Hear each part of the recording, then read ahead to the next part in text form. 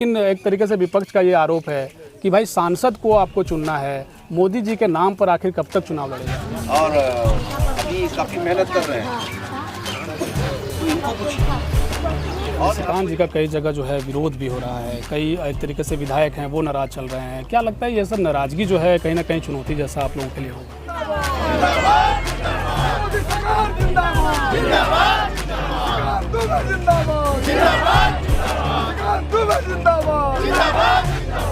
गंगा भैया जिंदाबाद, गंगा भैया जिंदाबाद। निशिकांत दुबे जी से कोई नाराज नहीं है। नाराज सिर्फ गांव के लोग उसको देखना चाहते हैं, उनको प्यार करते हैं। उनकी प्यार को पाने के लिए लोग, उनको एक झलक देखने के लिए लोग नाराज। गंगा सिंह, आप गंगा सिंह यागला है, हनुमान जी रहते चिंता करें काम नहीं। यहाँ से अभिषेक झा निर्दलीय उम्मीदवार हैं। कहा गया कि भाई बिहार के पूर्व मुख्यमंत्री के प्रपौत्र हैं, तो जाहिर सी बात है कि चुनावी समीकरण में कुछ चीज़ें उलटफेर की तरह हो जाएंगी। प्रदीप यादव को इसका फायदा मिल सकता है। आपको क्या लगता है अभिषेक झा किनका नुकसान कर सकते हैं? इंडी गठबंधन के लोग जो हैं, आज मैं गर्व से के साथ कहता हूँ कि अगर प्रदीप यादव जी को अगर कोई वोट देगा, क्या प्रदीप यादव से कोई नफरत करता है? बड़ो रहो छोटो रहो, 5 लाख टका की इलाज सबू करल पर फ्री, न कि कोई बड़ा आदमी या छोटा आदमी कोई नहीं। और अगर बात हो कि मोदी जी ढेरी प्लान अभी घर सबको दिए पास। बेरोजगारी मानते हैं कि मुद्दा है? बेरोजगारी कोई मुद्दा नहीं है। आप जबरदस्ती अगर थोपेंगे सबको सरकारी नौकरी देना क्या पॉसिबल है क्या? तो निशिकांत जी अगर इतने काम एक तरीके से उन्होंने किया है, तो फिर अक्षरा सिंह और आपके निरहुआ, ठीक है वो सांसद भी हैं, लेकिन इन लोगों का रोड शो कराने की फिर क्या जरूरत पड़ी है? नमस्कार, आप देख रहे हैं समाधान कब तक। अब हमारी चुनावी यात्रा गोड्डा लोकसभा को लेकर शुरू हो गई है। आज से आप गोड्डा लोकसभा के अलग अलग जगहों की तस्वीरें देखेंगे। लगातार हम आपको छठवें चरण की तमाम तस्वीरें आप लोगों तक लाने का प्रयास कर रहे थे। गोड्डा लोकसभा में एक तरीके से दिलचस्प मुकाबला है। एक तरफ एनडीए के उम्मीदवार निशिकांत दुबे हैं, चौथी बार एक तरीके से वो जीत के आजमाइश में है। वहीं प्रदीप यादव जो हैं चुनावी दंगल में हैं। एक अभिषेक झा निर्दलीय प्रत्याशी के तौर पर चुनावी दंगल में है। समीकरण क्या कुछ होगा, तमाम चीज़ें 4 जून को तय हो जाएगा। हमारे साथ मधुपुर विधानसभा के चुनाव लड़ चुके गंगा नारायण सिंह जी हैं और आप पर बड़ा दांव है, चूँकि निशिकांत दुबे जी को लेकर के कहा गया कि भाई राज परिवार जो है उनसे नाराज एक तरीके से चल रहे हैं। गंगा नारायण सिंह यहाँ से प्रत्याशी रहे। उम्मीदें आपको लेकर, नाराज़गी में गंगा नारायण सिंह से उम्मीदें काफ़ी हैं। क्या लग रहा है अभी तक आप माहौल क्या देख पा रहे हैं? गोड्डा लोकसभा क्षेत्र के इस चुनावी कवर कर रहे हैं आपको मैं दिल से धन्यवाद देता हूं कि पहला इंटरव्यू मेरे साथ ही हो। मैं आपको दिल से धन्यवाद देता हूं। मधुपुर विधानसभा मोदीमय है और मोदीमय पूरे भारत तो है, पर गोड्डा लोकसभा के अंदर हमारा मधुपुर विधानसभा आते हैं और हम लोग मधुपुर विधानसभा के लोग, सब लोग मधुपुर के लोग मोदी जी के साथ हैं, मोदी जी को वोट दे रहे हैं। यहाँ की जो जनता है मोदीमय है।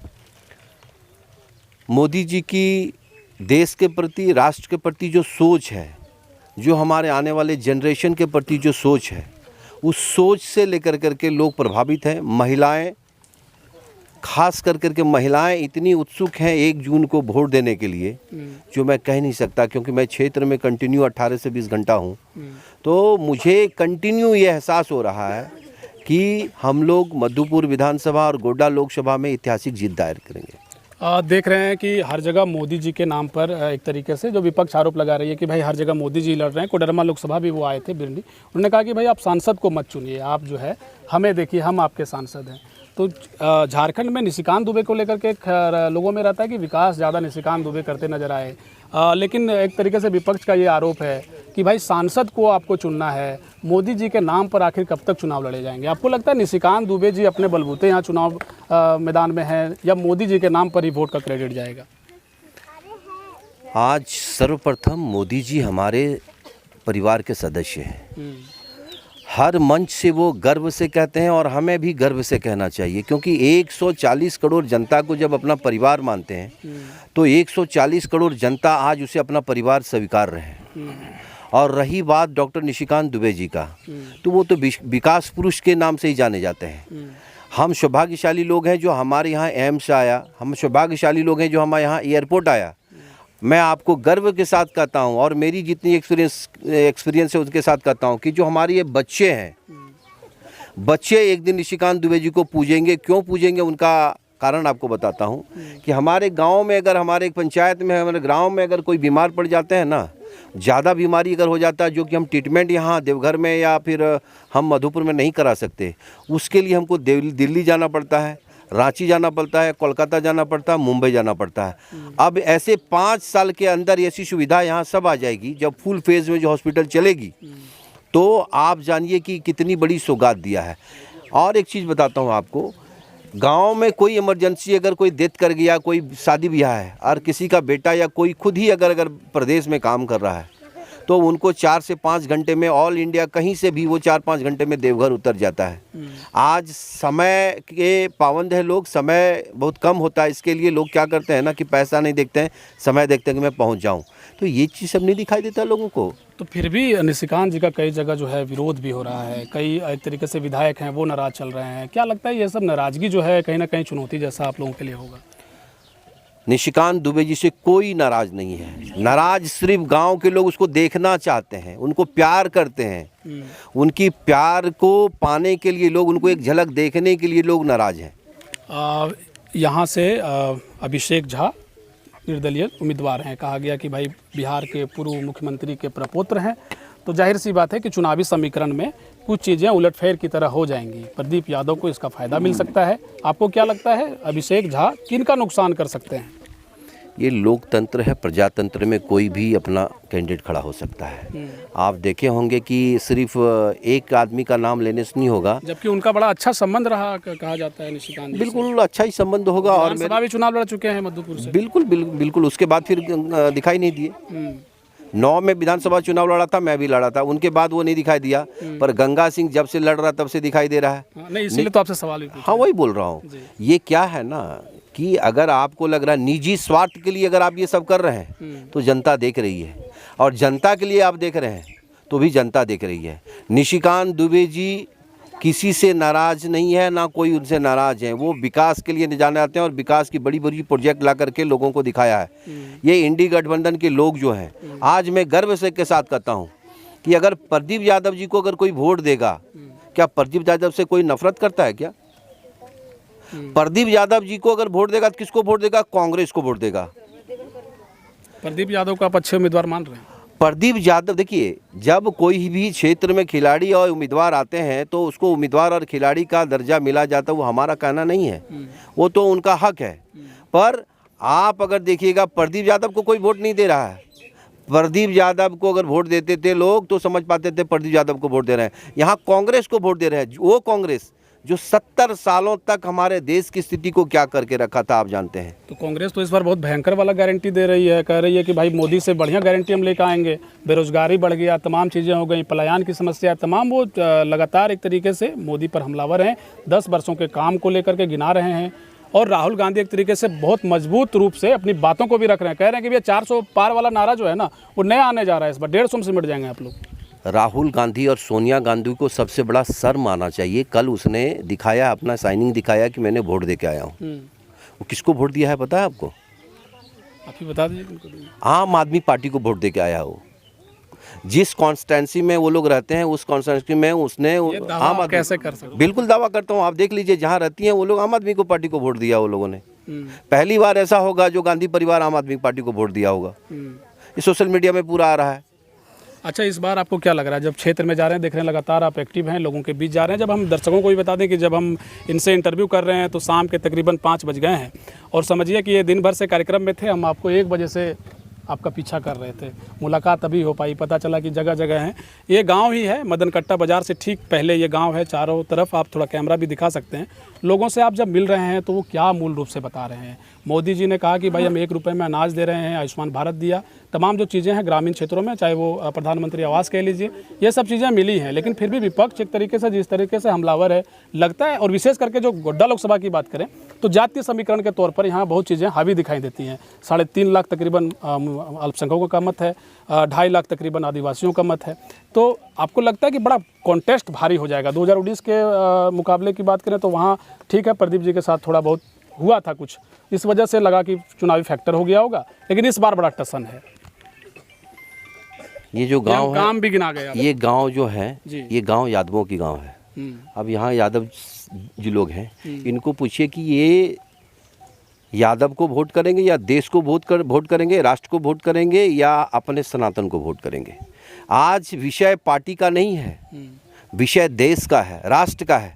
चाहे वो मुस्लिम हो, हिंदू हो, सभी लोग देश के लिए मर रहे हैं, देश को वोट कर रहे हैं। देश के यशस्वी प्रधानमंत्री जी ने कहा है कि सबका साथ सबका विकास, तो सबके साथ और सबका विकास हो रहा है। हमने कभी नहीं सोचा था कि हमारे यहाँ इतनी बड़ी विकास होगी।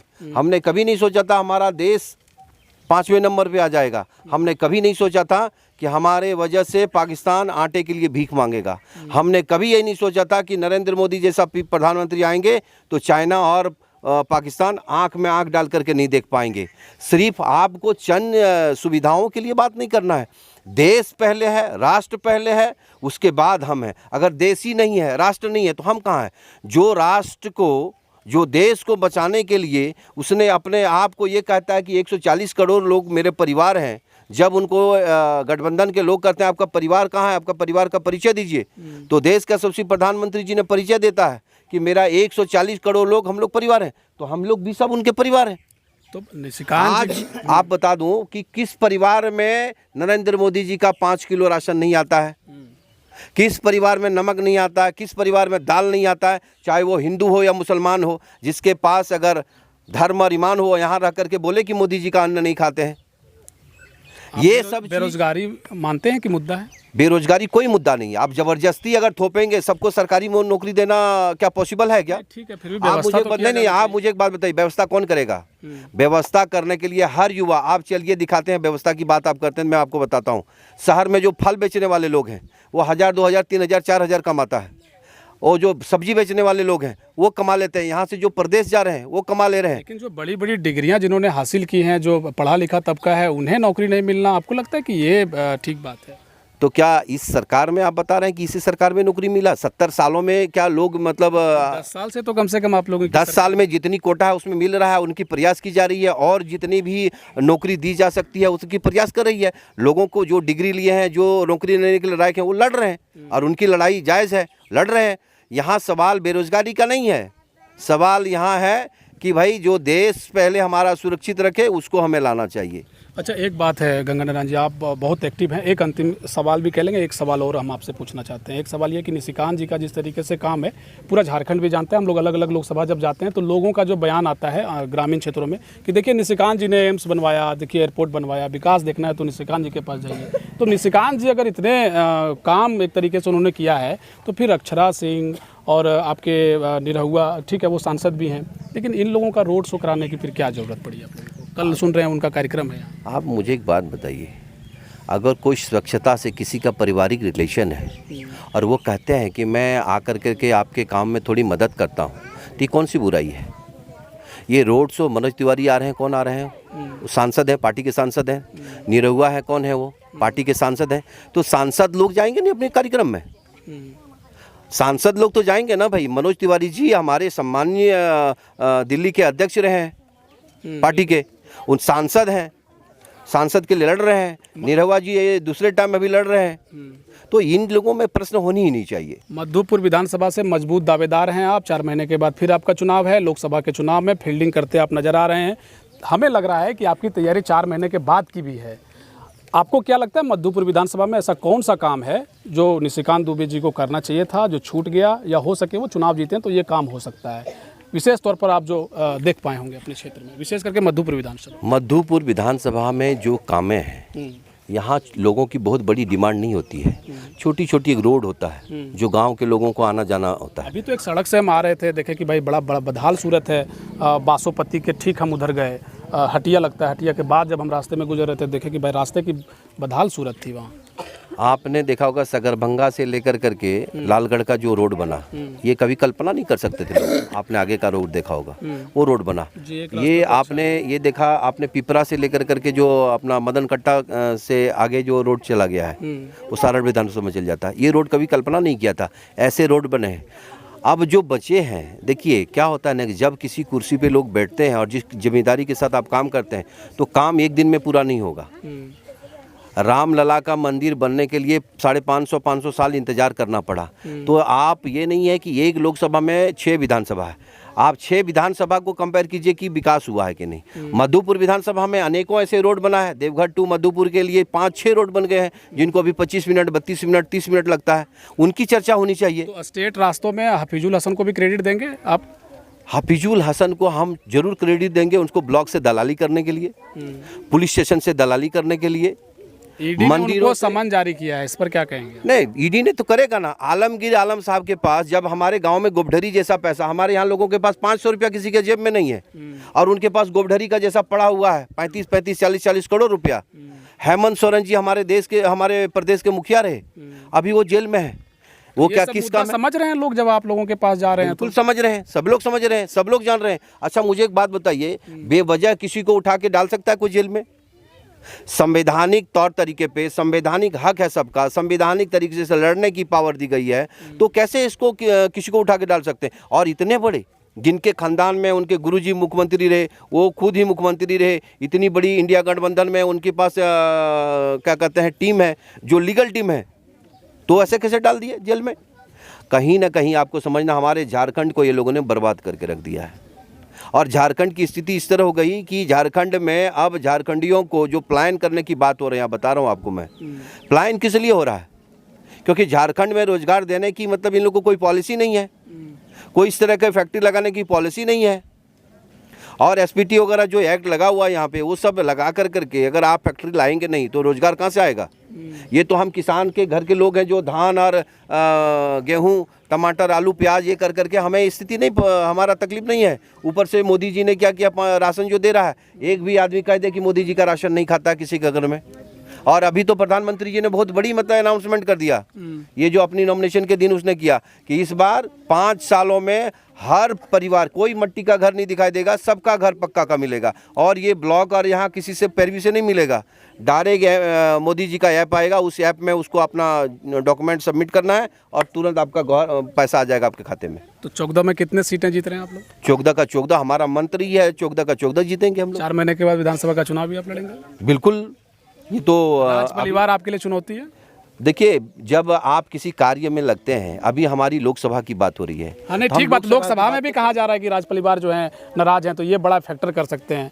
गंगा नारायण को मतलब ठीक कर पाएंगे? पहला ही सवाल से हम आखिरी सवाल में आ गए, ये सवाल पहले भी हम पूछे आपसे। पार्टी जो होती है, आला कमान जो होता है, उनका ये सब काम रहता है, वो सब चीज़ें। बातचीत होती है राज परिवार? मेरा कभी कभी जरूरत ही नहीं लगा, क्योंकि मैं बड़ा पैठ है लेकिन आपका भाजपा में चाहे राज्य के बाहर के सांसद रहे हो, मंत्री रहे हो, आप कहा जाता है कि गंगा नारायण जी जो है बड़ा मजबूत पैठ रखते हैं अंदर। मेरा पैठ ये है, मेरा जो है यही सब ये है, मेरे आशीर्वाद देने के लिए सब यही लोग हैं, यहाँ की जनता है, इनके लिए मैं आया हूँ। मैं ईमानदारी से मैं इनके लिए आया हूँ और मैं ईमानदारी से इनके लिए काम करता हूँ। जब भी मैं घर में रहता हूँ, मैं क्षेत्र में दिखाई देता हूँ, क्षेत्र में रखता हूँ, चाहे कहीं किसी के घर में रहूँ, किसी के एरिया में रहूँ, मेरा कोई मकसद नहीं है। तो आप मोदी जी की योजनाएं गिना रहे हैं लोगों की कि भाई आपको ये योजना का लाभ मिला कि नहीं मिला? मोदी जी जैसा प्रधानमंत्री हमें अगर 70 साल मिल जाते थे ना। कोई आश्वस्त भी कर रहे हैं लोगों की कि आप ठीक है, आपके लिए ये देखिए, अभी हम जिस गांव में आ रहे थे यहाँ पीसीसी नहीं है, बड़ा बदहाल सूरत था, तो जब गांव के लोगों के बीच गंगा नारायण जाते हैं तो कहते हैं कि भाई रुक जाओ, 4 महीने के बाद हम इसको कराएंगे। बिल्कुल, वो ये भी आश्वासन देते हैं। बिल्कुल आश्वासन देते हैं कि भैया जैसे हम आएंगे। देखिए क्या होता है ना, हम लोग को दो भेदी वाला काम होता है, क्योंकि जब हमारे पास पावर नहीं है तो हम झूठ का क्या आश्वासन देंगे। जिनके पास पावर है वो क्या करा रहा है सबको मालूम है, उनका सिर्फ तो वही के बाद क्या आश्वासन दे रहे हैं? बिल्कुल बिल्कुल तो हम करेंगे। नहीं, मैं बताता हूँ, जब आप पावर पे आइएगा तभी कर पाइएगा ना। आप ऐसा झूठ में क्या बोलिएगा? अब मैं आपके चैनल में बोल दूं करके नहीं, मैं ये रोड बना दूंगा, पॉसिबल है क्या? एक रोड बना सकता है गंगा सिंह, इसको कल बनवा दूंगा। हमारे ऐसे कितने गाँव हैं, सबका रोड बना सकते हैं क्या आप? जहाँ मोरम मिट्टी की जरूरत पड़ता है वहाँ गंगा सिंह रेड्डी रहता है, वहाँ मैं करवा देता हूँ। तो आज ये जो अभी ये सवाल तो आप 4 महीना बात कीजिए मेरे से, आज लोकसभा की बात कीजिए कि डॉक्टर निशिकांत दुबे जी का जो कार्य है, और डॉक्टर निशिकांत दुबे जी उसने इतना विकास किया है, उनकी विकास की जो स्पीड देख करके इंडिया गठबंधन के पास कोई लॉजिक मुद्दा ही नहीं है, और मुद्दा ना रहने के बाद वो क्या करेंगे, अनाप शनाप बातें कर रहे हैं। अच्छा, एक अंतिम सवाल है अब, चूंकि अब इसको हम लोग कंक्लूड करेंगे खबर को, कि भ्रष्टाचार एक बड़ा मुद्दा, जैसे कि झारखंड में आलमगीर आलम हो, फिर आपके ही प्रतिद्वंदी हैं, मंत्री हफीजुल हसन को समन किया गया है, बादल पत्रलेख जी को भी किया गया है, कई लोग रडार पर हैं। भ्रष्टाचार को लेकर के विपक्ष का ये शानदार आरोप है। अब शानदार इसको इसलिए हम जोड़ रहे हैं क्योंकि कहा यह गया कि भाई अजीत पवार हों या फिर हेमंत बिस्वा शर्मा हों या अन्य जो लोग हैं, जब भाजपा में आ जाते हैं तो वॉशिंग मशीन की तरह साफ़ हो जाते हैं। तो भैया ये बात तो बड़ा एकदम परफेक्ट फिट बैठता है। ईडी हो, सीबीआई हो या एक तरीके से इनकम टैक्स हो, भैया वो हमेशा विपक्ष पर भी हमलावर रहती है। मोदी जी दावा करते हैं अपने इंटरव्यू में कि बिल्कुल हम जिन्होंने भ्रष्टाचार किया है उन्हीं पर कार्रवाई हुई है, फिर भाजपा में आने के बाद उन पर कार्रवाई क्यों नहीं? आपको लगता है कि ये एक बड़ा फैक्टर है? मोदी जी का काम है सिर्फ और सिर्फ उनको कानूनी व्यवस्था पे विश्वास करना और पूरे भारत के लोगों को विपक्ष पर ही कार्रवाई करनी सभी पे होता है। आप आरोप तो लगाएं, आप आरोप लगाएं। आप दिल्ली में जाएं तो वहाँ देख लीजिए, आप अगर झारखंड में जाएं वहाँ देख लीजिए, आप अगर साउथ में जाएं तो वहाँ देख लीजिए। आप भैया आप तो स्वतंत्र हैं, आप क्यों नहीं करते? अगर हमारे ही लोग अगर इस लग रहा है कि हमारे लोग कोई घोटाला किया है तो आप हमारे लोगों के लिए ईडी को क्यों नहीं इन्फॉर्मेशन देते हैं? क्यों नहीं आप सुप्रीम कोर्ट, हाई कोर्ट जाते हैं? क्यों नहीं ये सब चीज़ के बारे में आप आगे बढ़ते हैं? कहीं ना कहीं हमारे लोगों में इस तरह का है नहीं। हमारे निष्पक्ष प्रधानमंत्री रहे और प्रधानमंत्री ने 10 साल तक अपने गाँव के युवा, महिला, बुजुर्ग सबके लिए उसने दिन रात करके काम किया। 365 दिनों में एक दिन छुट्टी नहीं लेते हैं और वो काम करते हैं। उनका मूल मंत्र ही है, न खाऊंगा न खाने दूंगा। जब न खाऊंगा न खाने दूंगा, आप खाए हो तो निकालो। तो निकल रहा है, और निकल रहा है तो देख रहे हैं क्या, पूरा एकदम गड्डी का गड्डी निकल रहा है, तो निकलेगा ही। और ये विपक्ष का काम है।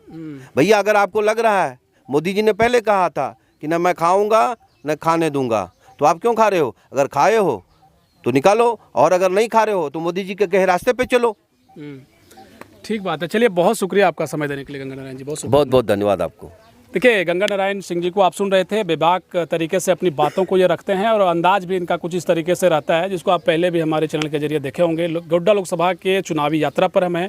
7वें चरण में क्या कुछ होगा, तमाम चीज़ें स्पष्ट हो जाएंगी। 6वें चरण में कई चीज़ें घट चुकी हैं, विश्लेषण के जरिए भी आप कई खबरों को देख रहे होंगे। 7वें चरण में मतदान दिलचस्प होने जा रहा है। 4 जून को नतीजे हैं।